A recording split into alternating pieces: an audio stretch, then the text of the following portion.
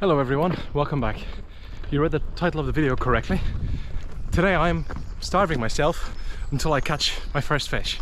It's currently 3 o'clock and I haven't eaten for, what will that make it be, 16 hours, 17 hours?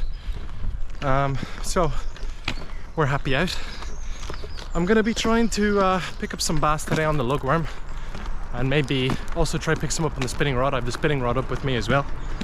And we'll see how all that goes. Obviously I have a total commitment to my techniques and what I show you, and you can trust me because as you can tell, I'm a fella that likes a bit of a nice quality food every now and then, and I wouldn't really deprive myself of that for just any reason. So today, that's hoping what I'm trying to prove to you guys is that I believe in my stuff so much that I will lose my whole dinner. I'm prepared to go the entire day into tonight and not eat until the breakfast unless I catch something today. So I very much have it all on the line.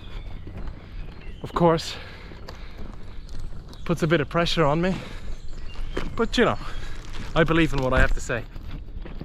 Furthermore, for those of you that are subscribed to my Angler's Compendium, my monthly fishing magazine, I've got a very exciting interview this week, and that's got to do with Rocco the fisherman. I found his stuff on Instagram, and this is kind of the opening excerpt from the thing, but there's a free trial on it. All of you can read it anyway. But effectively, he's catching 10 kilo bass. You heard me right, 9.5, 10 kilo bass, up to 1 meter long. Now it's in Italy, which is a bit of a differentiation from our waters, to put it mildly, but there's a technique and everything else that'll go into it. I don't see every single person in Italy catching 8, 9, 10 kilo bass regularly, and obviously he has something to teach us. So I contacted him using Google Translate through Italian and all the rest, and the rest is history. So we'll have that interview up by the end of this month. So yeah, for those of you that are watching it past this month, I have a free trial. You can read basically all of it within the week. The reason why I make it a free trial is you can tune in, tune out. If you read it and you think it's all a load of hogwash and I'm just selling you nothing, that's fine. You know, you can stick around for the videos or you can watch somebody else. You know, it's up to yourselves. But I feel like I produce something worth value to you guys, and I try my best really to kind of think about retroactively what I would have liked to have known when I started off.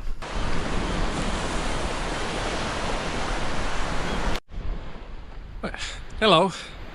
Instead of going to my intended spot, because I realized that there's a bunch of people down there, I did realize after I started it, well, not after, but just before I left, that there was actually a car park relatively close by, and then kind of put 2 and 2 together. I said I'd feel it out. But I feel like this spot here behind me, with all this fallen wood, I feel like that would be a good place to start. Here it's kind of smack bang in the middle of this beach, so at least I won't have too many people kind of loitering about. It's kind of nothing more annoying and takes me out of the zone of being in the peace and calm of fishing than hearing, you know, subwoofers in an approaching car kind of show up to the beach, and then, you know, guys start doing helium on the beach. It really just takes you out of the element. So hopefully this is far enough so their lazy fat tracksuit wearing asses don't walk all the way up, and maybe then we can get some actual good fishing on. Right, time to set up all the rest and get a move on. I'm going to set up somewhere here. As you can see, there's a few fallen trees and whatever. Now, you always should be kind of taking extra precautions whenever you're trying to set up around anywhere with fallen trees. For example, I mean, this is kind of just Darwinism Olympics, but don't set your tarp up here. And I actually do have a tarp, and I will set it up with me today, just so I have a little bit of a respite from the wind, just so I can have a place to sit down. Because again, I didn't bring my camping chair. I knew this was going to be sandy terrain, so it's quite nice to actually sit down on it as long as I can get a backrest. So we're going to set up a little bit of a tarpy shelter, just something small, and then crack on, I suppose. Right, here's that. I suppose there'll be a time lapse or whatever way I figure out to do this. So yeah, just before I start, just so I get some of these questions sometimes, kind of, this will almost be an FAQ. What I use, so this is my spinning rod. This is a Daiwa Ballistic LTD. I used to use the 7 to 28 gram. I now use the 10 to 50, or is it the, sorry, it's the 15 to 50. Perfect for the sea bass, fantastic. Line is J-braid, I think it's, is it 24 pound or 25 pound? I forget the PE and the millimeters, but thin anyway. And this is, Jesus Christ, this is Daiwa Sensor monofilament line in 15 pound as well. For my beach caster, I have a Daiwa BG 5000, so the upscaled version of the 4000 that I have there on I believe this is called, wow, this is brutal. It was a, yeah, Daiwa Sea Hunter beach rod. I think it's 4.5 meter. I have this again spooled up with the same J braid. I think it's 25 something odd pound, and I've got, I think it's 80 pound monofilament leader line on top of that. And those are my two rigs. Again, like I've said to you guys before, leave the tripods at home, forget about them. They're for old people now. These are what you should be having. Sand spikes, fantastic. Much lighter than the tripod. As well, in my case, they don't take up as much space on the side of the rucksack. Right, so we're just looking for a place that's within viewpoint of my position and not so close that the tide will instantly come up. So as you can see, just with a very quick little drill down, you can just, that's a good rod rest now. By the way, it's another little tip for you, free of charge of course. Get these little rod holders, even for your big massive rod. So this is a 4.5 meter beach rod, and obviously you can't get these little nylon rod holders for it that'll fit, but even if you get a shorter one, clip it together and just tie it with a simple overhand knot there at the bottom. Keep the whole thing together, stop your tips from breaking and all that other nasty stuff when you walk through the shrub or the green or anything else, because there's just nothing more heartbreaking than walking through a big pile of shrub and hearing that clang of your rod basically giving way. Also, another thing, keep this in mind. I'm glad I'm actually filming this. I thought of not doing it. Make sure you clean this off, clean the sand off of this, right? That might seem pretty intuitive, but it also might seem like it's not a big deal. I snapped my 7 to 28 gram Daiwa Ballistic because it was nighttime, it was dark, I didn't have my head torch on. I wanted to play Mysterious Sky and effectively had sand on it, didn't rack it up the whole way, and then basically only had the rod, instead of in all the way like that, I had it maybe out to here, and the sand made it feel like it was a snug fit, and then as soon as I cast it, snapped. So just keep that in mind. Sand will stop it from sliding all the way down, and it won't let your rod close the way it should be. And then it'll give you a kind of false hope, because it'll feel pretty snug, because that sand will create a wedge when you're connecting your two-piece rod, and you'll feel like you're onto something, you feel like everything's right as it should be, but it's not, and you'll snap your rod. I still should probably put a warranty into Daiwa for it, but listen, it's a 7 to 28 gram rod. I bought it when I was kind of experimenting with something, and I think probably because it's only a little snap at the bottom, it is completely useless, but because it's a little snap at the bottom, I reckon I could probably super glue it and make it work. So rod's out there, as you can see, all my stuff's here. I'm just putting the picture together. I'll be sitting here, probably haul another log or two right back here to this position, grab maybe not these guys, because these guys be a bit fresh, basically just some dead wood from over there, bring it all into one place and start a little fire soon enough, just for the heck of it. Nobody's around. I've got no fish to cook yet, but nobody's around, nobody's gonna bother me. Why the hell not? Now that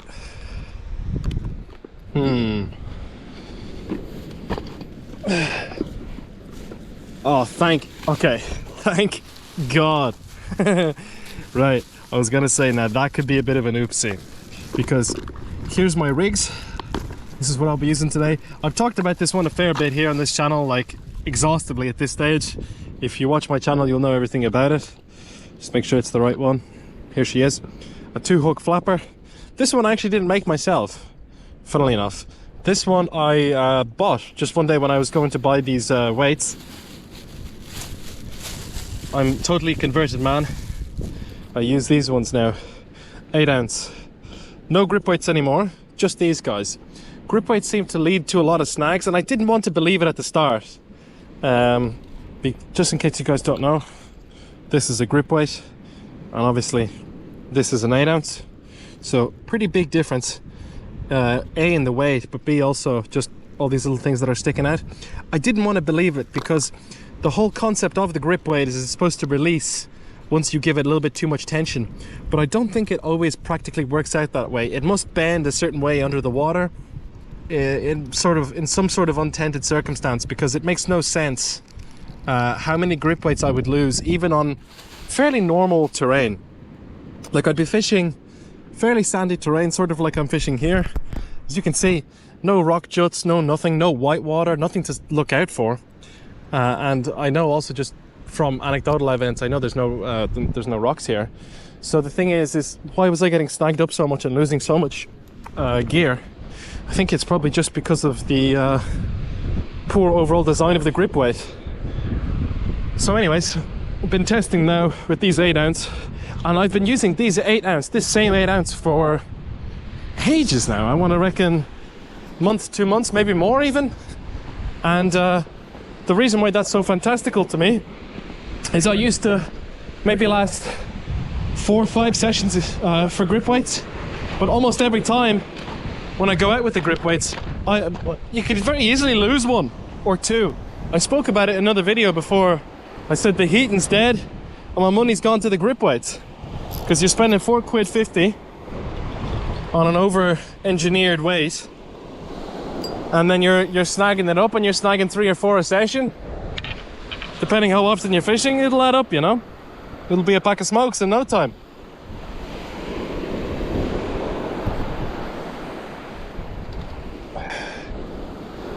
Another very useful thing, as you can see me doing, is I lean my rod just across my ground spike, and that lets me put my line through all my leaders, all my rings very, very easily. Guides, that's the word I was looking for. These, by the way, another useful tidbit from my Angler's Compendium. These guides I fixed up myself, as I'm sure it's maybe possible to see. Again, you can learn how I did this in the Angler's Compendium, but you could probably put 2 and 2 together. You do a bit of sanding, you do a bit of sanding down, use a bit of epoxy, stick it all together, let it rest for 3 times the amount of time they say, because the epoxy on it is so thin that it actually doesn't seem to always hold. It said 48 hours or something on it, or a 24-hour epoxy. I went on it, touched it out for 3 days, and it fell off. I had to redo the whole thing again. So, but right now, for the time being, it's holding no problem.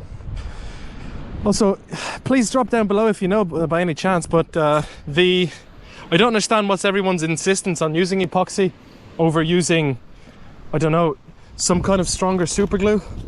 Because I have Gorilla branded super glue, and that stuff seems to be just as strong, especially for these small applications.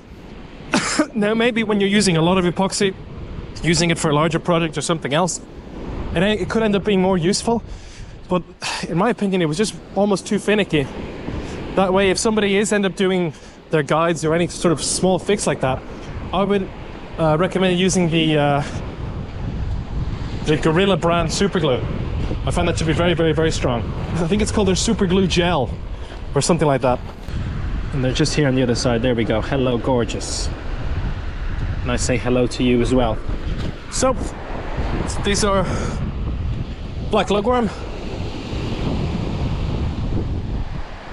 Oh, I forgot I didn't actually clip the rig on. Oh, good thing I dropped it down here. Good thing I dropped the invisible fucking rig line down. Right. You can see why I need to always keep reminding myself a million different things when I'm fishing. I make some silly mistakes sometimes. But I'll talk to you guys in 10 minutes when I find that. There we go. I nearly had to go back into the footage just to find it. But I was standing on it. But there you go. And what you do, you just rip these guys up with your hands. I think I've said this before, but these guys do not smell. I'm sorry, that's in a video I haven't even released yet. Oh, good lord. It's hard sometimes to do all the editing and all the rest. I don't know. Sometimes you watch your own videos back and you go, well, what makes this different from anything else? And I don't know. But then again, I end up watching hours of YouTube slop sometimes, so I then ask myself, you know, why has that person decided to make that video on a topic that's been covered to death? And here I am trying to be new every time. Well, new fishing, but you know what I mean. Now that my hands are cleaned in myself, as you can see, there's a good bit of sand on the reel. Hopefully, shouldn't affect it too much. Give it a few bangs. I try cleaning it up as much as I can, but sometimes, even just when you're bringing it, there'll be sand in your rucksack, or there'll be sand in something else. So it's hard to always get it out. Right, so let's cast her out.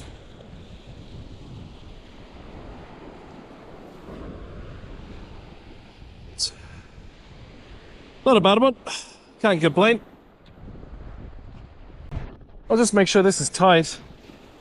Yeah, that's fairly taut. I reckon I can leave that at least for the next little bit and see how that goes. GoPro battery's on 43%. I'm gonna stick it to charge just while I set up everything else. Actually, what am I talking about?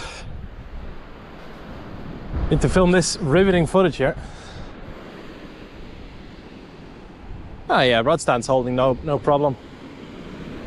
This is all gonna work out just fine and dandy.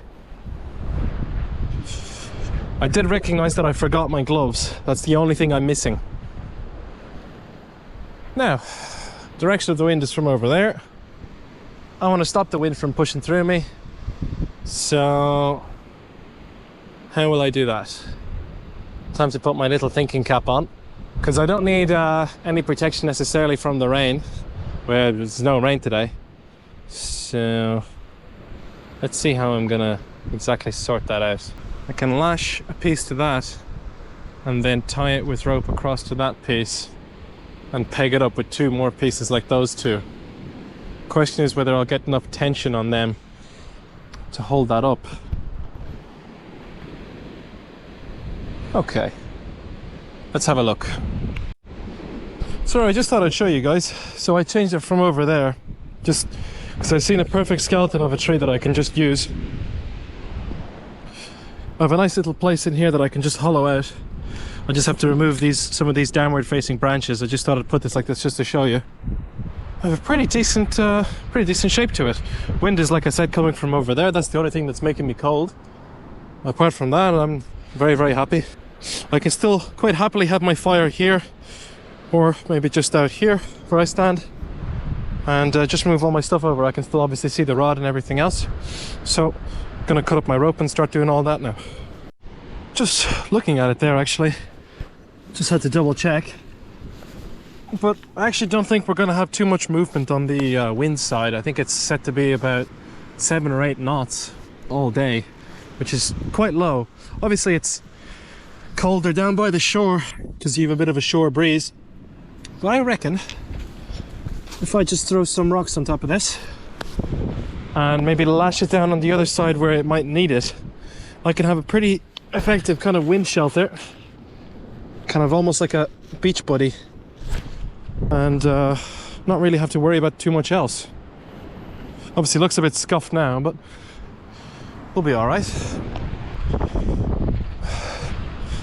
Now obviously the inside of it is still pretty prickly, but I have my K-Bar BK3 with me, so I can chop up a little bit of that inside. They look they look like they're drying out, actually. I can see because the leaves are all turning kind of that yellowy brownish that you'd want. actually holding remarkably well. So anyways, on the inside here, when I come in, I still need to adjust the entrance a little bit, but let me just show you, just for demonstration's sake. I'll have it like so, and I'll just cut down. I'll go inside now in a second, and I'll cut down all these kind of jagged ones. I'll have kind of a nice little lean-to. I'll pull another log or a few other little bits in here to make this more comfortable. But I think this is a nice start. Have my fire out here like I said earlier, but we're definitely on the way to something anyway. Okie dokie then. Let's grab the VK3. Genuinely one of the best things I've ever bought, this. Very, very, very, very happy with it. Like insanely. There's been times where I've gone to do the fishing with my friends, and you know, somebody agrees to bring firewood and then somebody doesn't bring it. That's per usual. I've just realized I probably shouldn't have my tarp on this as I do it, so probably nick and cut my tarp, point this up. But there's always somebody says they'll bring the firewood, then they don't bring it, and then you have to do a bit of chopping. This is still a little bit fresher than I thought it would be, so yeah, forget I don't have my tarp on it, I can just whack it. Yeah, still decently fresh. I'm not sure that I want to be burning this one.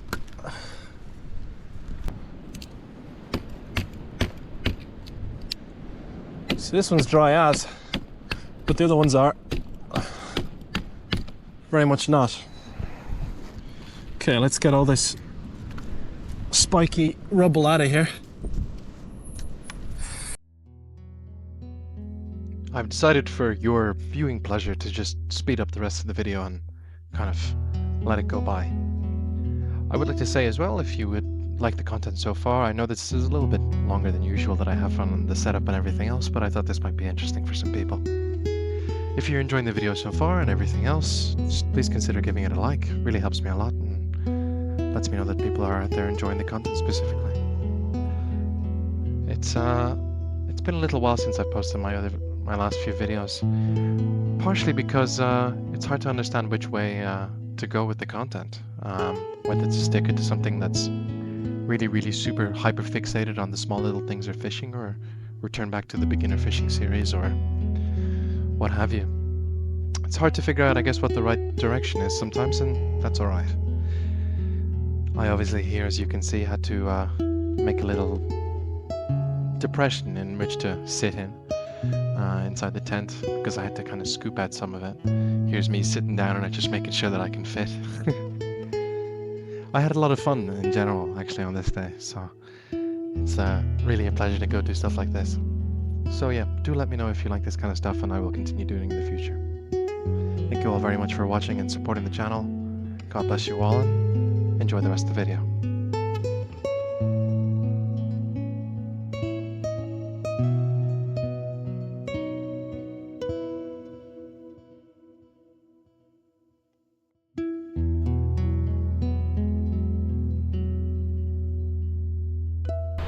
Hello, so there you go.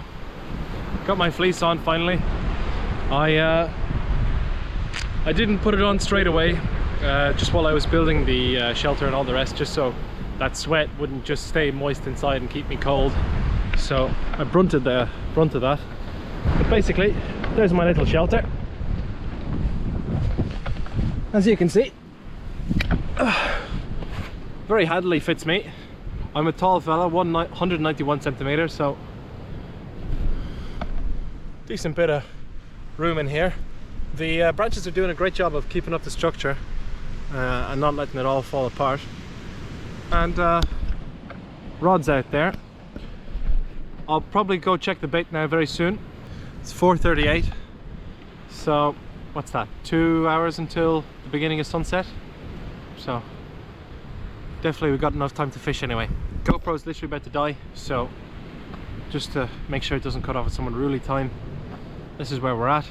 Guys, if you like what you're seeing, if you like the effort that I put in, please do like and subscribe. It always helps the channel. You can find me on TikTok, where I do something a little bit different under the same name, but it's version 3. I've been banned twice before, it's my 3rd go. But yeah, listen, this is it. See you guys in a little while once I charge this GoPro. Fun? How are you doing? I'm, as you can see, quite alright, quite happy. We've a little bit of heat, so nothing to complain about too much. The wood was quite okay to get, it wasn't too bad. Some of it obviously sitting here on the beach a while, it's gotten a bit moist, but it's going okay. It's starting off with the base of a little tiny block of a fire lighter that I have, but it's coming up through there nice and easy. So, not too much to complain about in my current situation. The smell of it is fantastic, as you could imagine. It's all pine, so you get that lovely fresh smell, that wafting. Rod is still out. We're still waiting on a fish to come in. My line actually looks a little bit slack. Now, that isn't necessarily a bad thing. I've had it before where my line has been completely slack, and sometimes specifically certain species like bass tend to grab and pull in towards you, which is very strange. It's something only they seem to do. Every time I've had a slack line like that, I've caught a bass. So listen, here's to hoping. I'm not going to go jump on the reeling in train quite so soon, because I've only had it out for about 10 minutes and it was tight there 5 minutes ago, so something has happened to that, but what exactly, we'll find out with due time. I want to also say I'm delighted with this little baby here. I've had this now for a long time. It's just one of the cheapest hatchets I could find when I was looking initially on ASMC, which is, by the way, where you can get, I think, absolutely everything that I'm wearing. Actually, yeah, everything that I'm wearing is on the site ASMC. I've contacted them once before going, hey listen, I'm Mr. Magoo on TikTok and on YouTube. Any chance they, you know, 9. So we didn't get any movement back, so you know, we need to make some more waves before I can ask. But this was at the time, I think, one of the cheapest hatchets on ASMC, and the reason why I got it is it's got a hammer back for it. Very useful, especially if if you split something and you want to hit the back of it with another piece of wood or anything else, you have a hammer just straight on the back of your thing. Also, it looks all tactical and cool and whatever. I still don't really understand what the point of these things are. I think it's supposed to be like a wrench or something, but I can't imagine there just being a big flat surface that you can just wrench on. Surely, normally, anyways. Very happy with it. Got it for 20 odd quid a few years ago now. The blade will need a reprofiling basically every single time. The steel on it is very soft, and therefore, you know, you can use it for a bit when you're out. Every single outing though, when you come back home, it needs to see the 400 grit diamond, and it needs to see it in a certain way. So, but apart from that, absolutely delighted with it. Use it a good bit, and that's what I used to chop up all this firewood. I forgot, it's been a while since I've had to grab a bit of firewood, so I forgot that when you're holding the branch and you want to split it into smaller bits, you shouldn't really hold it, because that shock will travel straight through your arm. Now I have a tingly hand off it, because obviously the shock from hitting it a couple times will do that to you. All in all, the GoPro's been charging quite slowly, so I'm not really getting as much out of it as I thought I would, but sure look, sure listen. Can't complain about it too much, you know. The conditions are perfect and everything else is perfect. 1 hour later. Hello everyone. So far still starving. Haven't eaten anything today. Still waiting on this fish to come in, but to be honest, I chose a very calm day intentionally just so I could be here all day. But here, at least on the East Coast, on a very calm day, I never seem to catch much anyway. You need a bit of turbulence in the water, a bit of something, a bit of give, a bit of push and pull. It's probably the same for your area. If your waters are too still, it's not much on now, so don't expect too much from it. We do though have an hour and 15 minutes until sunset, and then probably another half an hour until twilight. Although here I'm probably not going to get much kind of unnatural ambient light, so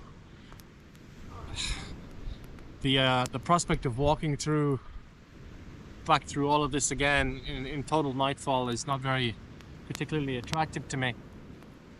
So I might give that the miss. Maybe head back a little bit sooner and just practice some zenning at home. Maybe that's what you get for being so cocky. Bollocks. What can you do?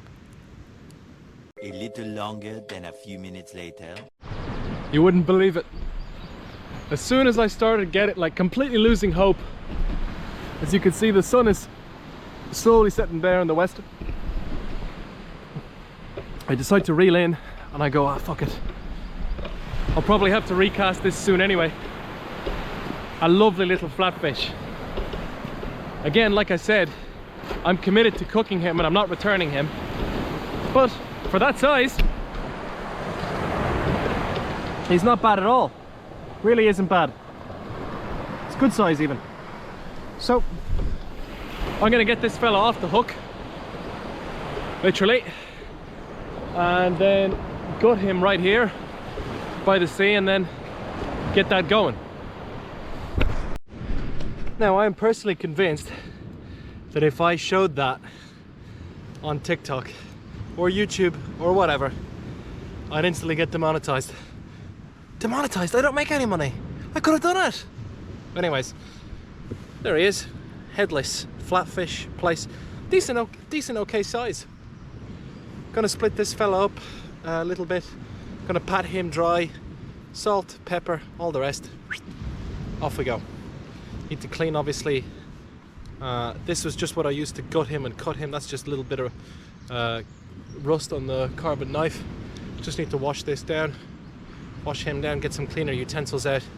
We get the cooking started. Sorry, just wanted to show. Couldn't go without showing. Look at all that. What a fantastic way to be ending up the video. Like I said, I've got the flatfish back there all gutted. I'll have to start cooking them very soon because otherwise it's going to get very, very dark on me. And I want to get back before proper dark. He had to be killed anyway, I would like it to be clarified, because he was so deep hooked that what you see there on the end of the rod is actually his floating head. So it was there's no other way about it. He had to die anyway because he was hooked. I've never seen it before. Hooked so deep and into like a bone or a cartilage or something in the back of his head. So he was dead either way. So unless I get an animal rights group or some stupid old fella saying, he's fella fucking blowing, fella fucking killing fucking fish, you know what I mean? I don't want to hear it. You get the idea. As you can tell, I'm elated. Totally elated. Right, time to set this up. Keep the ball rolling. Still have to do a little bit of preparation. He's there in the little red ball. But it'll be all set up soon. Like I said, need to be fast. I chucked a little bit more pine on the fire just to get a bit of gusto on there. Salt. Pepper. Garlic and a lemon. Again, just for your viewing pleasure, I've sped this up, I think, 10 times. This whole little tiny preparation phase took slightly longer than I expected initially.